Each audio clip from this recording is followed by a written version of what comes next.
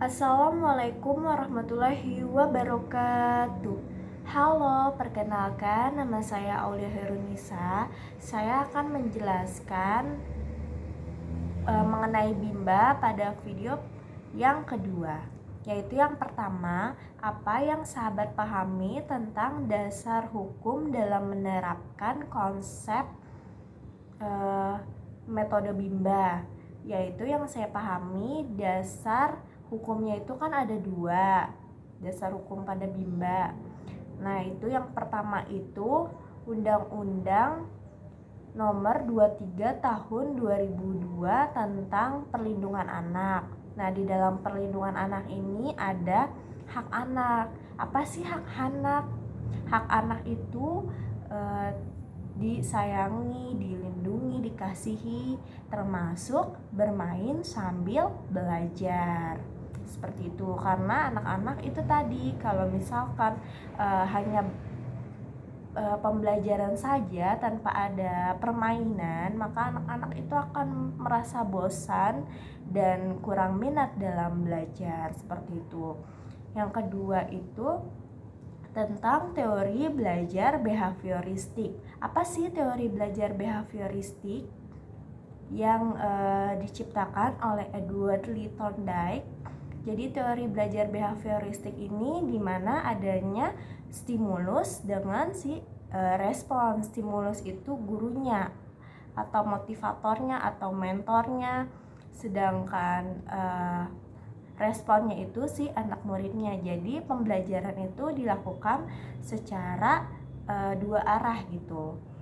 Kenapa pembelajaran dilakukan secara dua arah? Karena kalau misalkan pembelajaran dilakukan hanya satu arah, hanya gurunya saja yang menjelaskan, anaknya tidak ada respon, maka pembelajaran itu akan menjadi pasif gitu, kurang aktif. Jadi kurang menyenangkan gitu, kurang minat anak-anaknya juga dalam belajar, sehingga pembelajaran itu alangkah baiknya dilakukan secara dua arah gitu.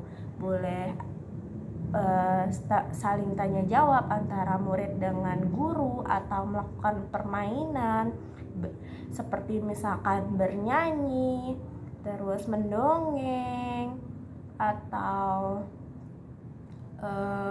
yang lainnya seperti itu.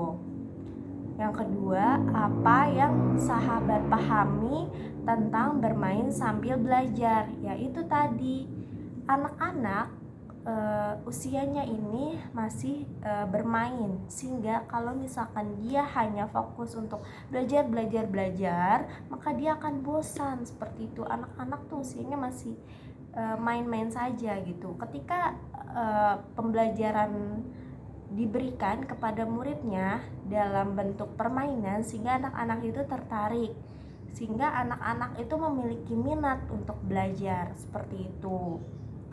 Nah, yang ketiga, jelaskan mengenai metode Bimba.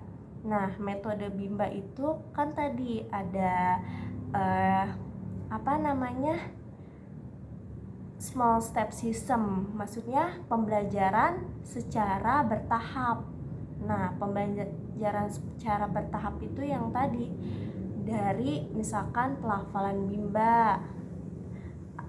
Sebelum itu anak-anak kalau misalkan belum minat ya anaknya itu disapa dulu, diberikan kan 5S ya, senyum, sapa, salam, sambut, sebut nama, seperti itu. Terus abis itu tadi melakukan pelafalan, misalkan MA mama gitu. Terus bisa juga melakukan nyanyian seperti itu, nyanyi Bimba kan ada seperti itu. Terus melakukan pendekatan atau individual itu tadi, supaya si anak itu bisa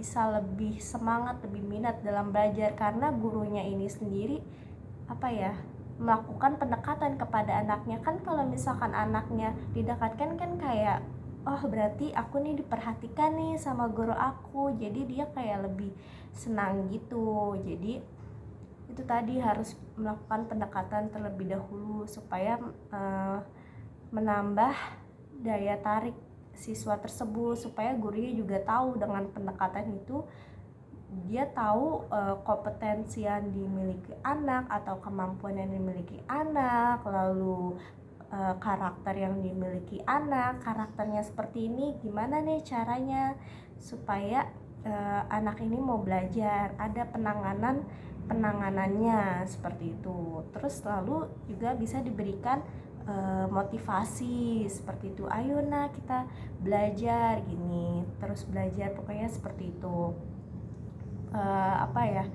Lalu diajak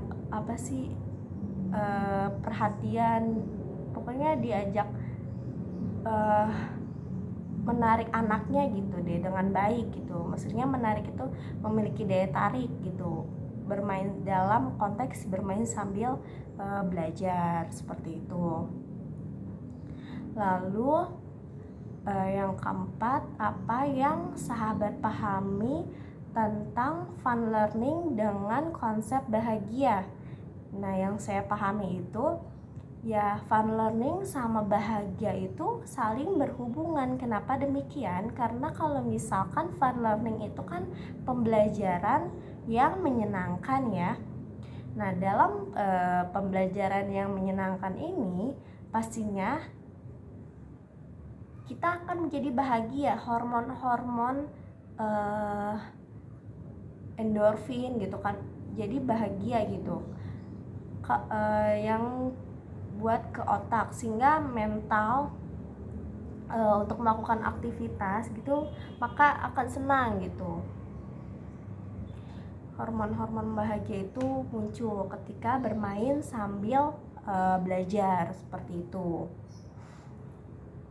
Sekian dan terima kasih, kurang lebihnya mohon maaf. Akhirul kalam, wabillahi taufiq wal hidayah. Wassalamualaikum warahmatullahi wabarakatuh.